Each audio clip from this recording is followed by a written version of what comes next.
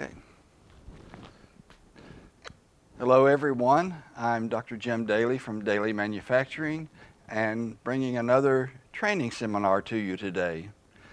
Today we're talking about the microbiome, all those little gut bacteria and other things actually. They're not all bacteria, but these things that live inside of your gut that have a really major impact on your health and on your metabolism.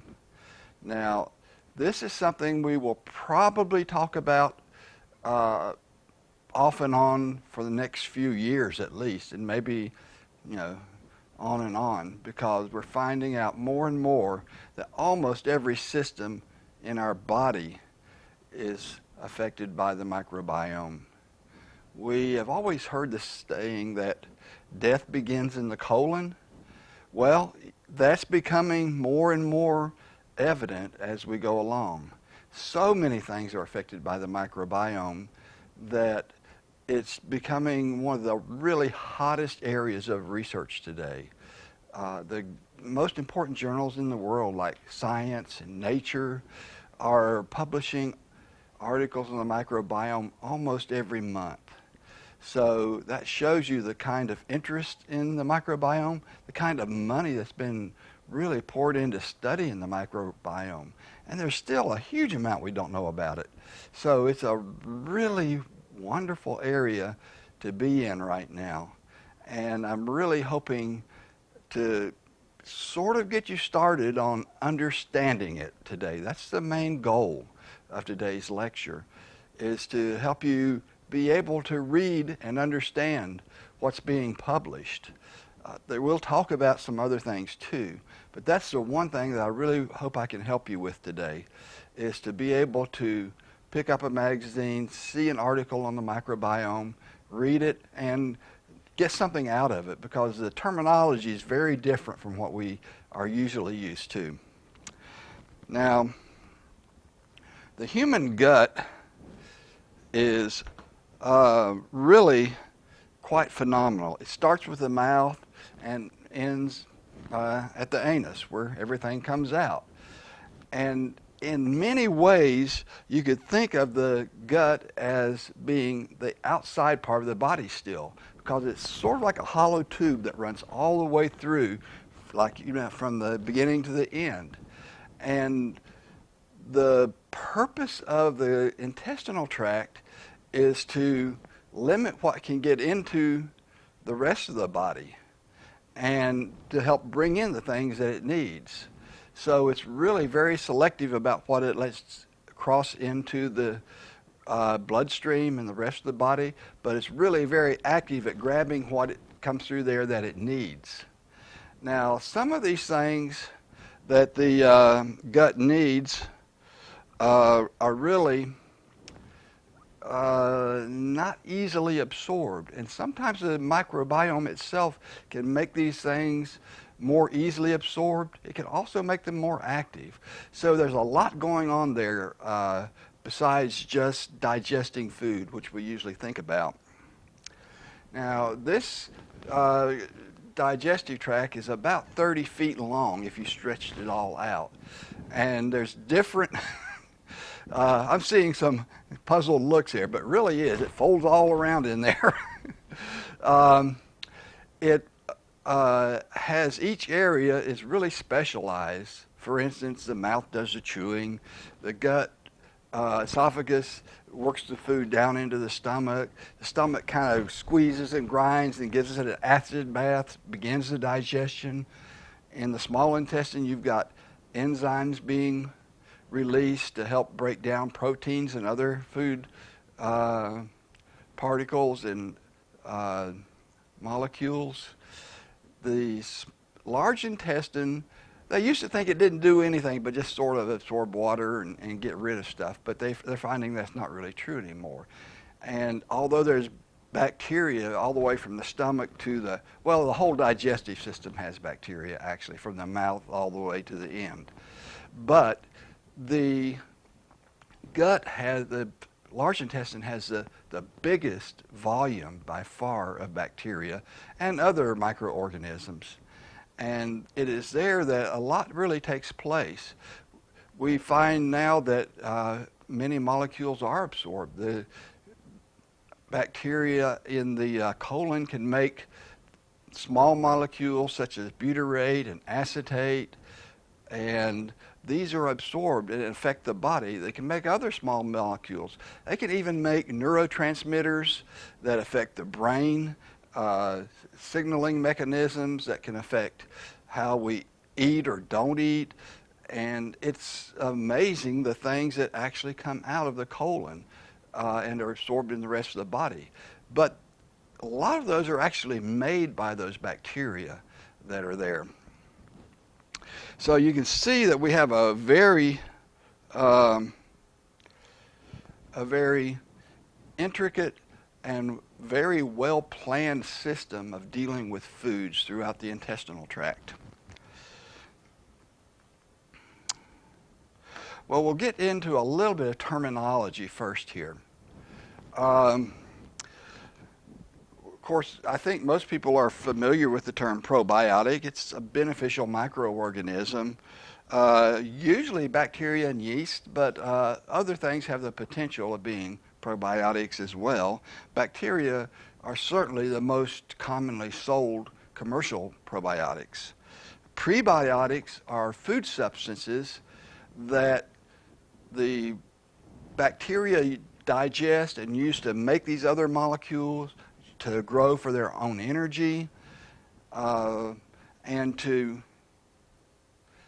actually they stimulate the proliferation of those bacteria.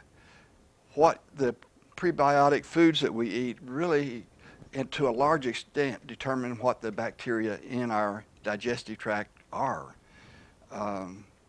So then we have symbiotics. Symbiotics are a combination of probiotics and prebiotics. So you're putting in the bacteria, but also you're giving the food to go with the bacteria. So that has a symbiotic relationship. So that's what we refer to as symbiotics.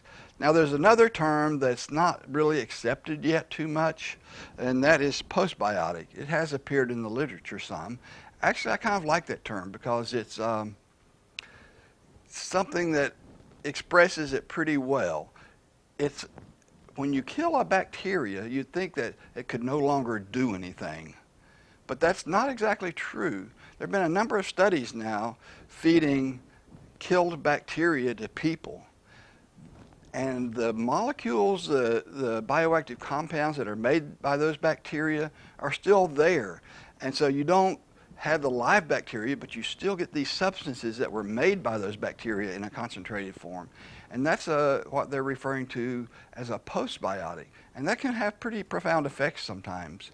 And in the journal, scientific journal I edit, the Journal of Medicinal Food, we've had several papers appear using what we call postbiotics. So we find that they really do have an effect on the body.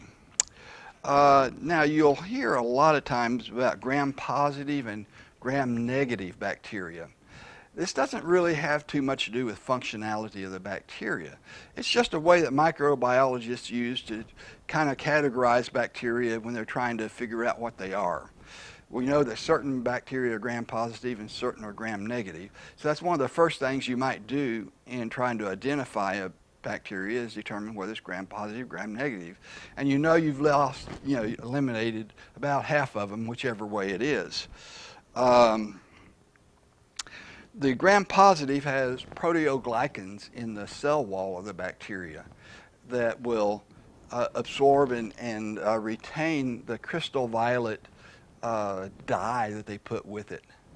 The gram-negative don't. So when you look at gram-positive under a microscope that's been stained, those bacteria look colorful. When you look at the gram-negative bacteria, you'll want a colored background because they're going to look kind of clear, and they won't show up unless you've got a background that they can show up against. So you color it. That's a sort of starting point. But a lot of times when you read the literature, they'll talk about gram-positive, gram-negative. Don't worry too much about it. That part isn't really important to you as a consumer. That just helps these guys identify them. we have different kinds of organisms. We talk about symbiosis. That's two organisms that actually benefit. You might maybe Lactobacillus acidophilus benefits us, and we benefit it by eating food that it can eat. So it's a symbiotic relationship there. We give it food, and it turns around and makes new things out of the food and gives us food back. So, and actually this happens. It turns out that if you get a germ-free mouse, they actually make these for research models. They take mice before they're born, surgically remove them, put them in a sterile environment. If they need to, they give them antibiotics. They're completely germ-free. Now, they can still live without the bacteria. That doesn't kill the mice. They won't, them or us will not be quite as healthy without the bacteria in there. In fact, we'll have a lot of health problems without it, but we won't be just outright killed by it, like if they removed our livers, for instance. However, the germ-free mice actually have to eat about 30% more than other mice, because a lot of these foods they eat contain some foods that the energy can't be digested and extracted from them without the help of the bacteria.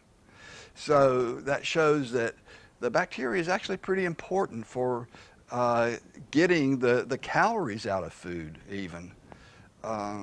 So it's really important. We don't have germ-free people very often. There have been a few cases of that, but not enough to study in that sort of way. Then we have commensalism. That's where the two organisms kind of live together, put up with each other, but they don't really benefit one another much. They're just there, as far as anybody can tell. And that would be commensalism. Then we have amphibiosis. And that's actually probably where a lot of these bacteria fall into. This is where a bacteria might benefit a human and vice versa under some conditions. Under other conditions, well, they might be harmful to each other. So it would depend on the situation.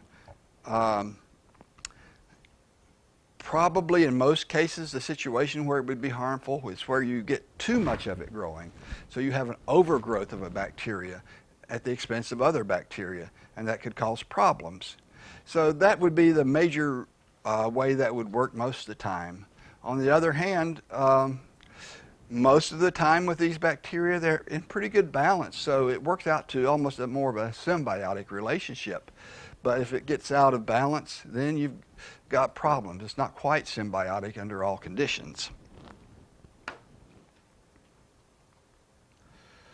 Now, about a year and a half ago at the experimental biology meeting in Chicago, I had listened to a really interesting talk by a professor who did some research on African Americans and matched counterparts in a rural area of South Africa.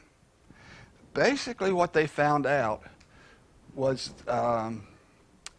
that African Americans get a lot of colon cancers. Actually, colon cancer is the second most deadly cancer anyway, but African Americans are especially at risk for colon cancer. However, what they found out that the same people, the same heritage from South Africa had almost no colon cancer. It didn't exist in that population. Now, they had other health problems for sure, but they did not get colon cancer.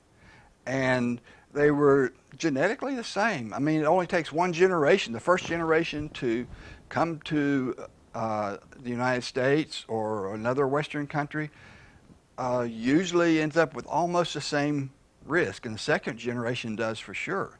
So it's not a genetic thing. Genetics don't change that quickly. So they figured it must be something to do with diet. And so what they did was kind of interesting.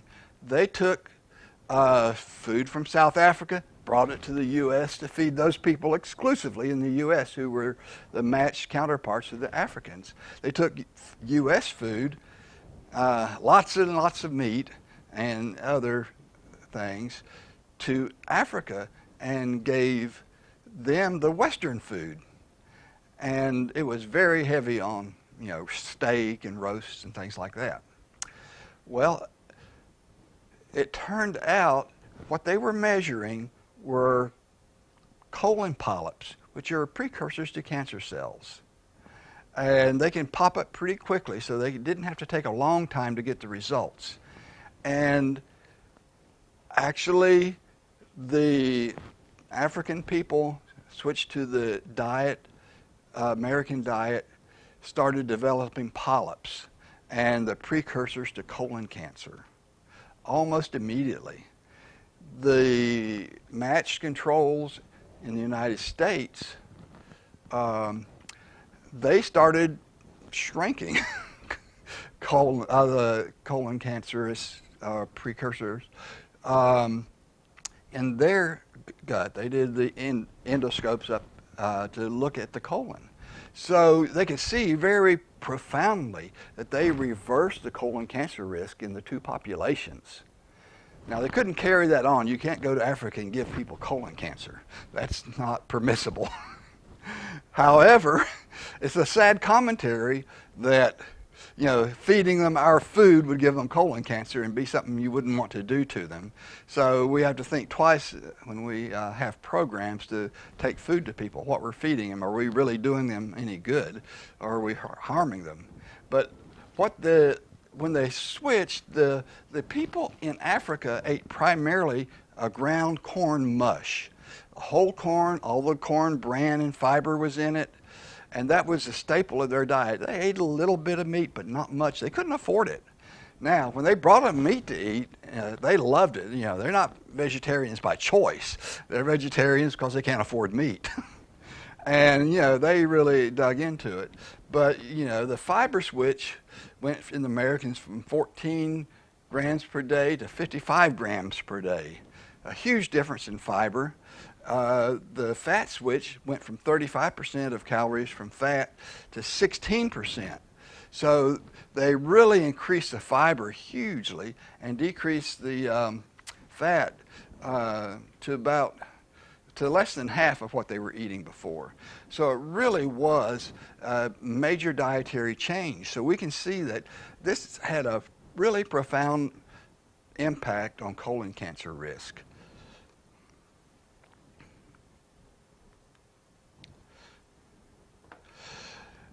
Another thing that we're starting to look at a lot is inflammatory bowel diseases. What we didn't realize until a meeting in Boston, I didn't realize until a meeting in Boston just a couple months ago, is that before 1960, there was almost no inflammatory bowel disease in the United States. You could see a big map of it, and just one little tiny place in southeastern United States, down in Georgia, I think, had any colon cancer on there, and just a few little places scattered around, just tiny little spots on the map. And then you could see the map they had today, and it was all over it. So this is a disease that has really come to the forefront in most of our lifetimes, and you can see the trend. This is only going back to 1990, and the incidence of inflammatory bowel disease, ulcerative colitis, which is one of them, and Crohn's disease, which is the other one, and they're really taking off. Now, we don't know, can't say for sure what the cause is. However, it might be attributable to antibiotics. Overuse of antibiotics has really been doing a number on our colon and other bacteria in the gut. And it's really starting to look like, on the timeline you can say, well, these were the kind of the first generation of children that were getting antibiotics. My age, when I was young, penicillin was the new wonder drug that had just come out. So, this was affecting people right after the advent of antibiotics. That's not to say you shouldn't have antibiotics. When you need them, they're lifesavers, no question about it. You can really save a person's life with them. So I'm not telling you don't use antibiotics. I'm saying that you might want to think about whether you really do need the antibiotics. However, don't beg your doctor to give you an antibiotic just because you think it might make you feel better. Make sure it really will work. Another thing that we found is that antibiotics really affect H. pylori, and that's something that's been used a lot lately because everybody knows that Helicobacter pylori is what causes most, if not all, of the stomach ulcers. So we've decided that H. pylori is a bad bacteria that we need to get rid of, and the only place it lives is in the human stomach. So it has to be transmitted from person to person. Other animals don't have it. Never found it anywhere else except in human stomachs. So we get it from each other, and some people don't have it at all. However, in this book that I highly recommend, I don't know if I agree with everything he says, but Missing Microbes by Martin Blazier really goes into this quite a bit. And he's a medical doctor, a gastroenterologist who worked for the Centers for Disease Control, has worked after that at Vanderbilt University. I think he's now at the Penn State or the University of Pennsylvania, one of those, but very well respected. However, he observed that when he got stomach ulcers, he took a course of antibiotics, and then they measured did a stomach tube to get samples out and confirmed that all of his H. pylori had been killed off, so he didn't have it anymore, and sure enough, the stomach ulcers went away. But within a few months, he developed acid reflux, and he wondered if there was some connection there. And he had been a major researcher on H. pylori and using antibiotics to get rid of it. He was not an antibiotic person at that point, but it got him to thinking, what's going on here? What's the connection? And he started doing some research on it. Actually, as it turns out, people with acid reflux are twice as likely to not have H. pylori in their stomach. It appears that it is actually protective against some of the stomach problems you have. This is one of those bacteria that we were talking about where that can be good and it can be bad, apparently. H. pylori, if it's at low levels, it doesn't bother you in the stomach. Most people have H. pylori in their stomach and don't have ulcers, However, when you get it out of balance with other bacteria or other things, or you do something that causes it to suddenly explode literally in your stomach and you're filled up with it, then it becomes bad. And so you may not necessarily want to just get rid of all of it, although it's hard to sort of gauge antibiotics where you get down to a certain level right now, because it's a bit invasive to test for what's in your stomach. But it's not necessarily something you want to always get rid of. Sometimes you'll need to.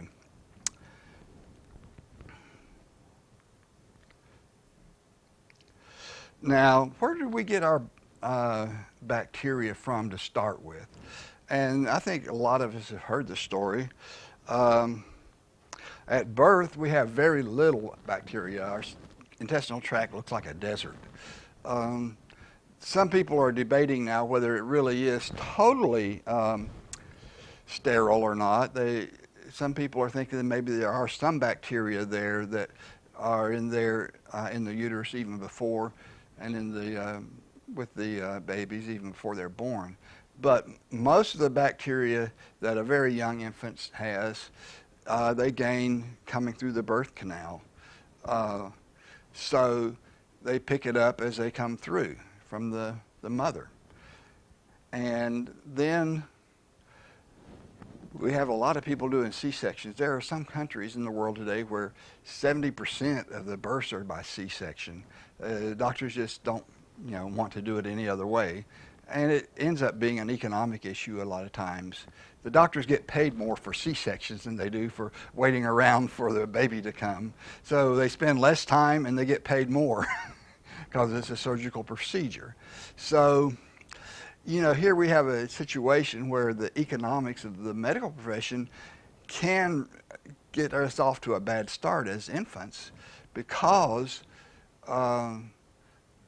they don't get the bacteria right off the bat that they need. Now, it doesn't take long for it starting to build up. The infants, after they've been around just a short time, instead of a desert, we're beginning to see a bit of a village with some life in it. So they're getting that from their mother, first of all. Breastfeeding, you get the baby gets bacteria. It also gets some prebiotics. There are special sugars in the mother's milk. About 70% of the sugar, actually, of the energy there, doesn't even get digested directly by the baby. It goes strictly to gut bacteria. So those prebiotics are very important too in the breast milk. So we see that, especially if they're getting a natural birth and breastfeeding, the babies are starting to populate. Of course, by the time you get to preschool, you'll have almost an adult bacterial population, and that looks like a city in your gut then, all kinds of life. And, there are actually more cells in your gut than there are human cells in the whole rest of our body. So, it's a very, just billions and billions of them, trillions actually. So lots of them. But then what happens as we progress a little bit along? The preschooler gets an ear infection, goes to the doctor and gets an antibiotic.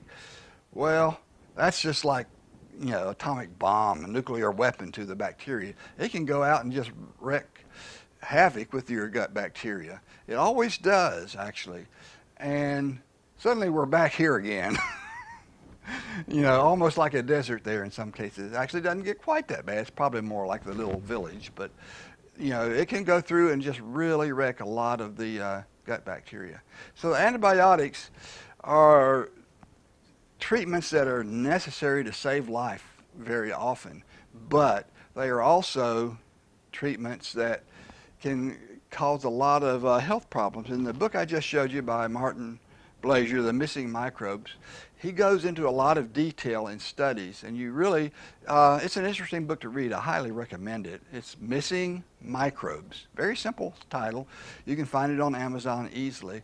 But he talks about how antibiotics in early childhood can affect your risk for obesity. It can lead to possibly autism. And there's studies to back him up.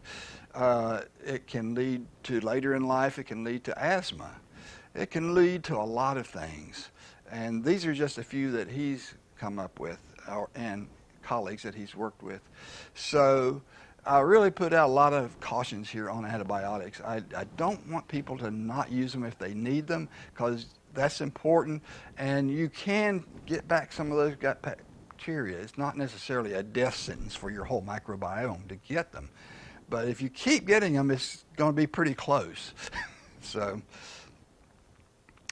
now, what we see here is that bacteria can really grow rapidly, and this is a log scale just showing explosive growth of bacteria, and some of these can double every 15 or 20 minutes. And so as you're doing that, you can see that, just in a day's time, you can go from just a handful of bacteria to, almost being overrun by them. And then at some point, the bacteria reach a stage where they are self-limiting. And I'll give you, acidophilus, the lactobacilli acidophilus is one. You put these bacteria and some others into yogurt, for instance. So they grow really rapidly. There's just a little bit of starter in a yogurt culture, and in 2 or 3 days, you've got that thing just totally congealed with the bacteria and the lactic acids and all the things that are in it.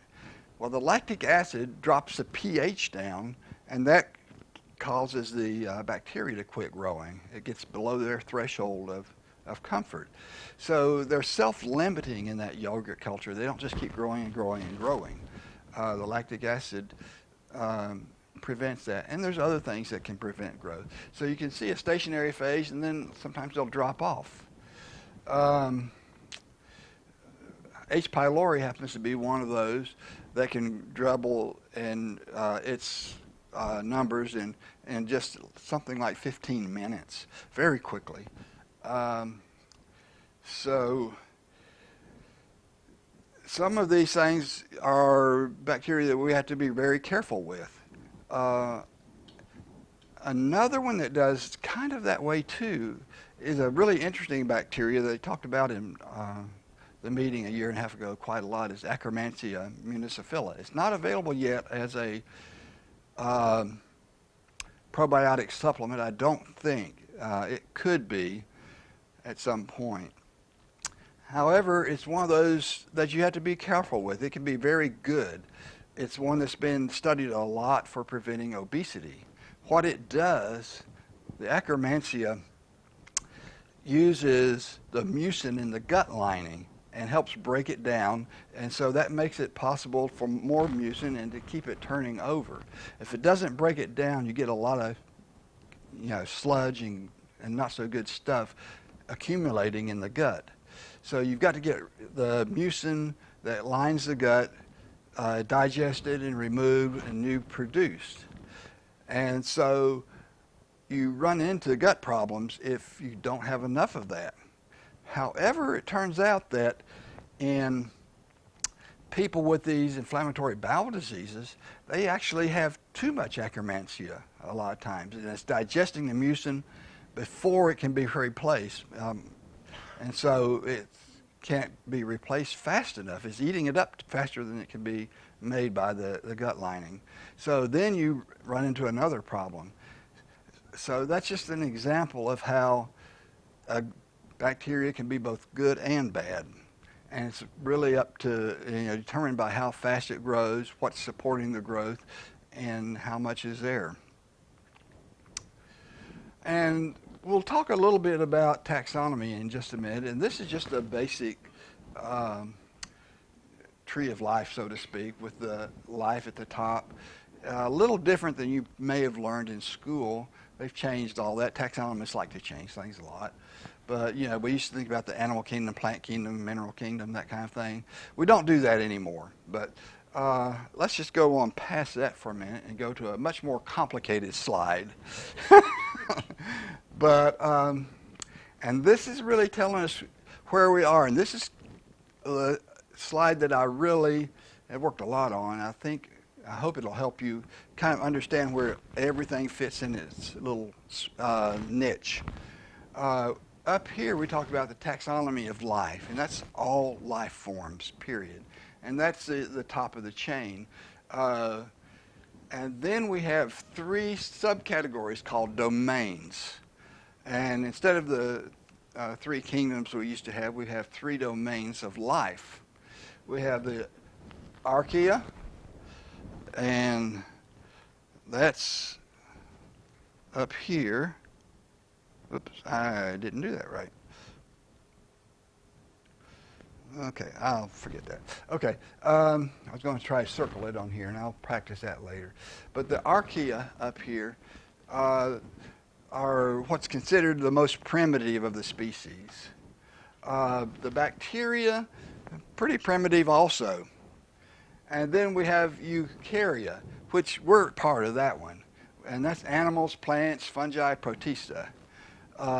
All 3 of these categories are found in the gut. Now,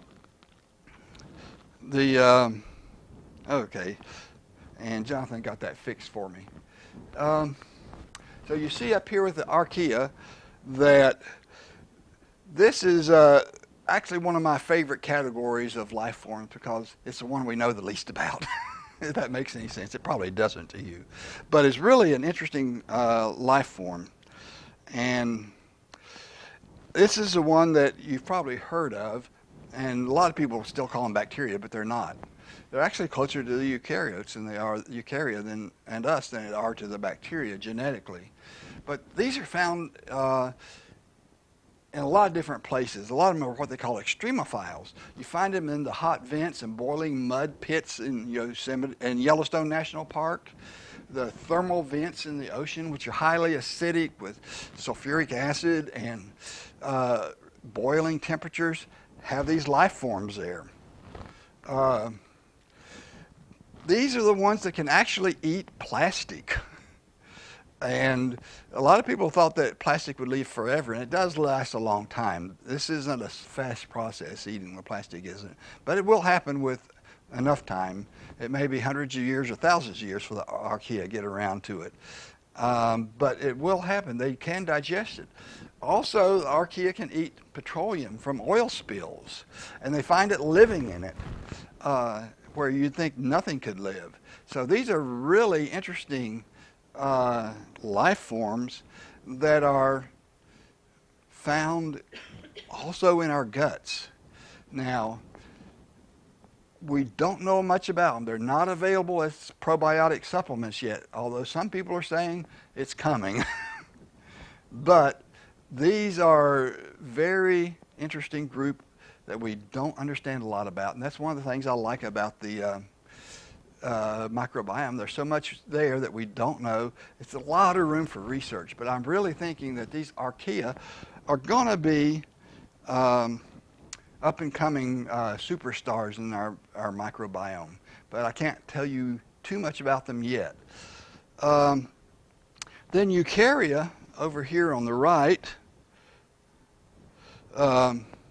you can see there, most of those are not in our guts. A lot of the ones you see on there have guts. However, with them in it, the fungi and the protista, some of these things, we do have probiotic yeast actually. So some of those are probiotics. However, the major group of probiotics that we have available are the bacteria, this up here. And the kingdom that just about all of them are in, of the bacterial kingdom, are the eubacteria. And when we talk about bacteria in the gut, we usually talk most about the different phylums or the different species and strains. And the ones in between we kind of ignore a lot of times. And it's just mostly because it gets really complicated. But a lot of times you'll see in the research or in articles mentions of the actinobacteria, the firmicutes, the bacteroides. The proteobacteria are pretty common, but we don't talk about them a lot. Most of them are kind of in the category of ones that we don't like so much, although it's kind of like H. pylori maybe. They may not be that bad under the right conditions. So that's something we don't know yet. But a lot of times you'll see people writing about the balance of firmicutes to bacteroides. That's something that there's a lot of interest in. Most people have more of these. In fact, I'd say, the adults in a room like this, probably about 60% of the gut bacteria are this category. And some of them are very good, because the Lactobacillus acidophilus, if we go down this one, we'll see is in that group. However, most of the time we're looking at dietary ways of increasing this one relative to this one. Not getting rid of this one, but getting that balance up. It seems like this is the one we have the hardest time keeping up at the phylum level. So that's something that you will want to, try to file away in your brain, because you will see this if you do reading about articles about the gut bacteria and healthy microbiomes. The firmicutes, the bacteroides. Generally, you want to get these up. Now, it's always possible that somebody might be on the opposite side of that and want to do the other, but for most people, that's what you want to do. Now, as we go through the taxonomy of the bacteria, you can see down here that we can go take Firmicutes, go to bacilli down here, to lactobacillus, to the Lactobacilliaceae family, the genus Lactobacillus, we've all heard of, I think, and then Acidophilus, Lactobacillus acidophilus. That's the most common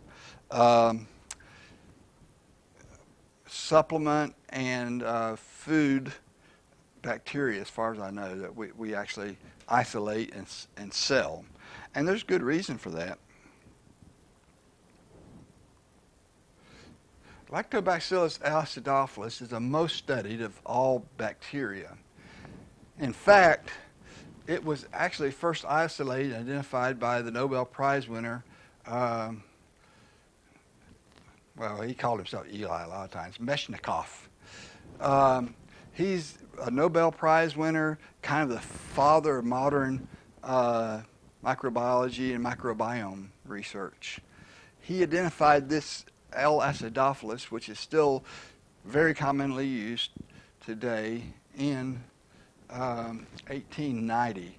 Now, keep in mind that we didn't actually discover vitamin C till 1912 and didn't isolate it till about 1930 and be able to actually make it. So this is something that goes way back to very early research and is one of the most studied nutrients other than minerals that we have, probably the most studied other than minerals that we have. It's a very, very well studied gut bacterium. It's usually seen as little rods when you look at it under the microscope, and you can see that.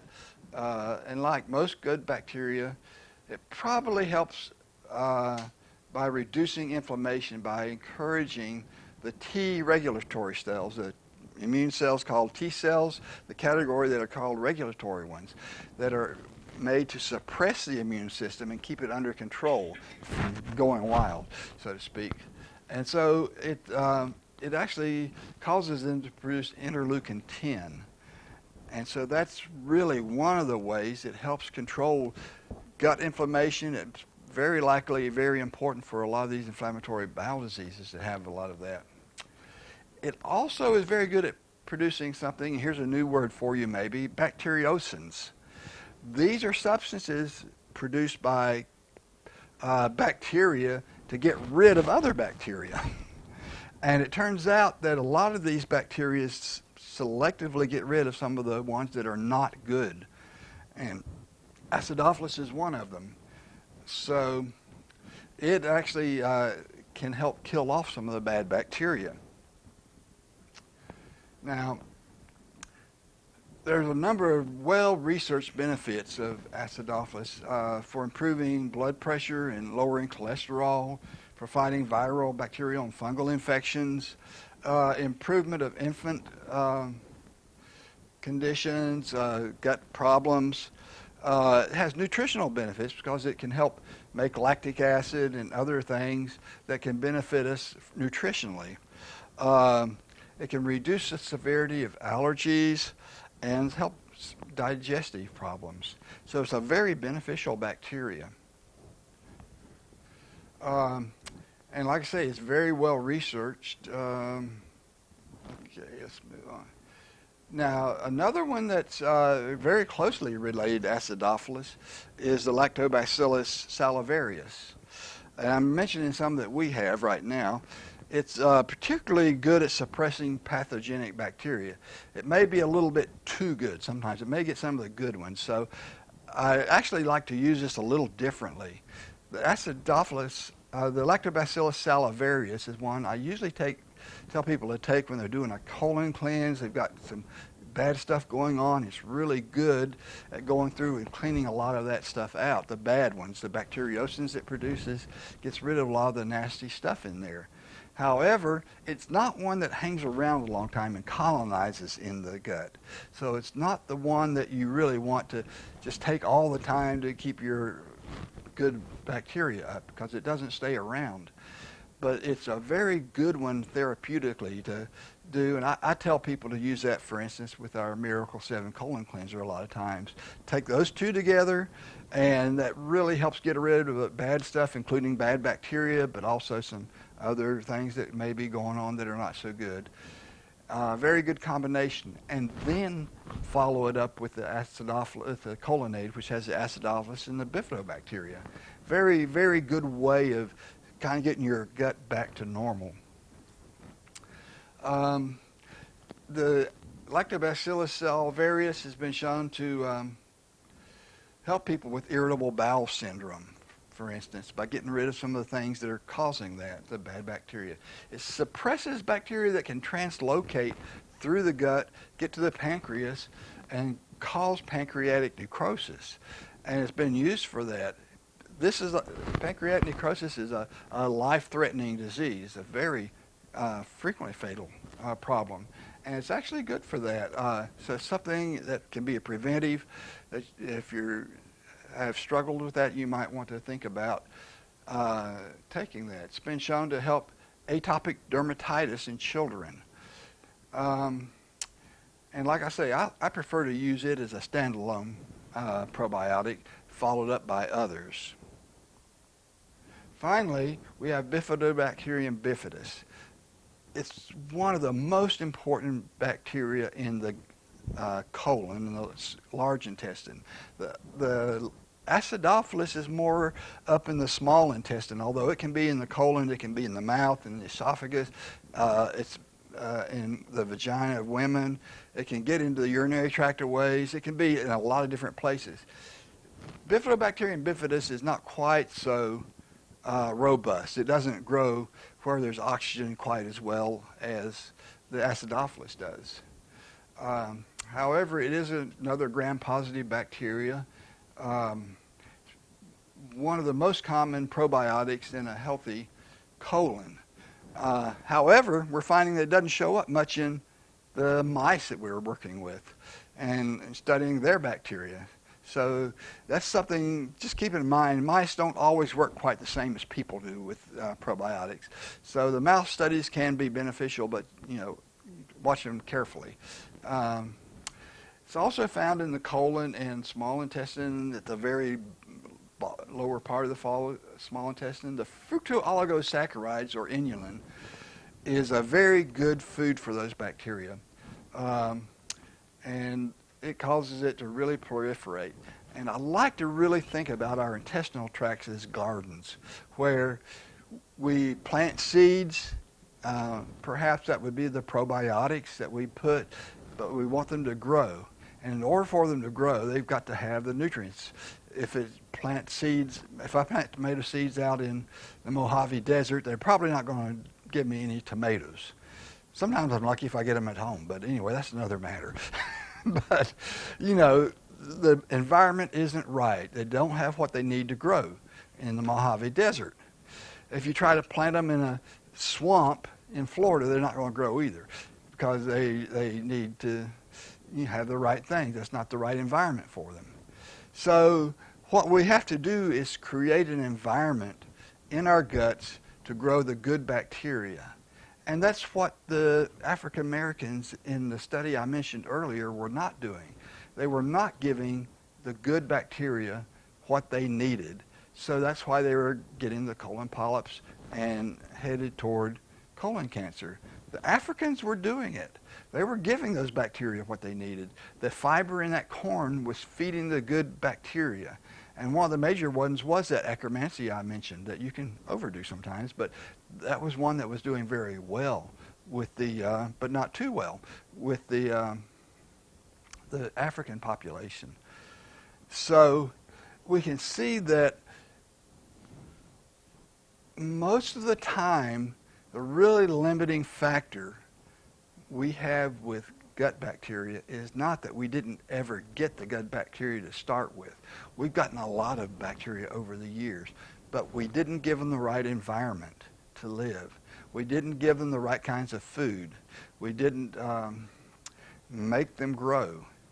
And so, or we killed them with antibiotics. And actually, I talked to Martin Blazier about that once, and I mentioned that from what I could tell, the most important thing was not giving people the probiotics, but from what I had been reading at the time, the more important thing was to give them the right prebiotics in foods so that the ones that were there could flourish and be at a normal level. He said that's probably true in a lot of cases, he says, but there's a lot of people that just don't have those around to proliferate anymore because of the antibiotics. And he insisted that antibiotics can wipe out the entire population, an entire species a lot of times in our bodies. So that's what he told me. And I went out and got his book after talking to him and read it. And I can see he's right. So that was a very interesting conversation I had at Experimental Biology about 3 years ago in San Diego. And here we find that the bifidobacteria that we've been talking about, it also has quite a list of things it can do. You know, it can act as an immunomodulator, inhibit growth of a lot of harmful bacteria and yeast, improve mineral absorption, reduce liver toxins, produce nutrients such as folic acid can be made by those.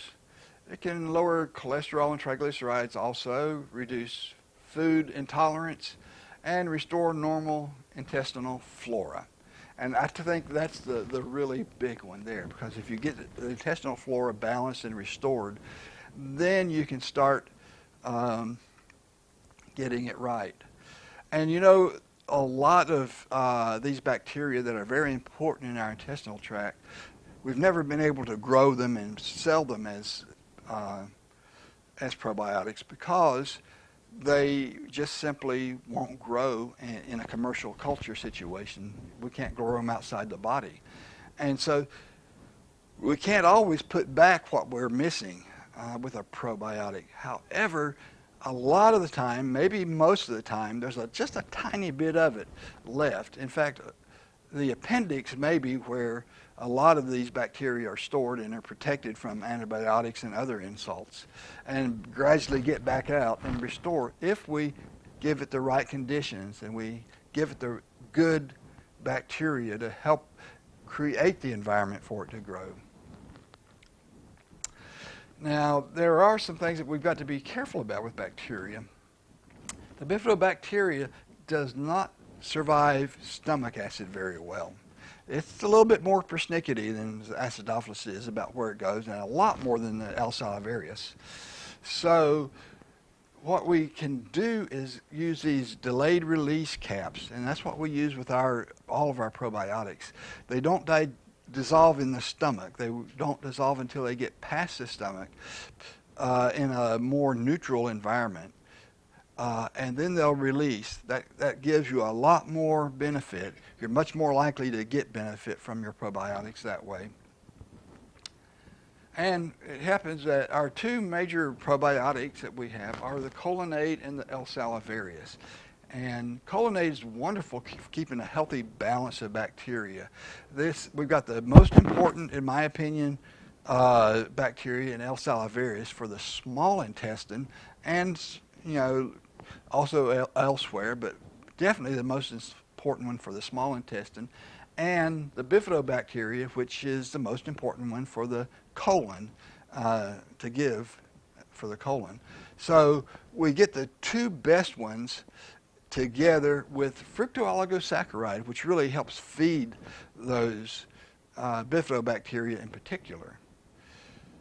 And then we also have the L. salivarius, which is relatively heat stable, but still it's better to refrigerate it. And Colonate, as much as you can refrigerate it. It's not like if these get warm, they die immediately. But, you know, the excess heat does over time degrade them some. So when you get them in, I would recommend go ahead and put them in a refrigerator right away. And we keep them refrigerated here or frozen. The bacteria itself, before we put it in capsules, is always frozen, and we bring out a little bit at a time and make capsules all through the year. So we keep them as fresh as possible. And that's what I'm going to finish up on today. We've got some wonderful products. We're going to be coming out with more over the course of the year, at least I hope to.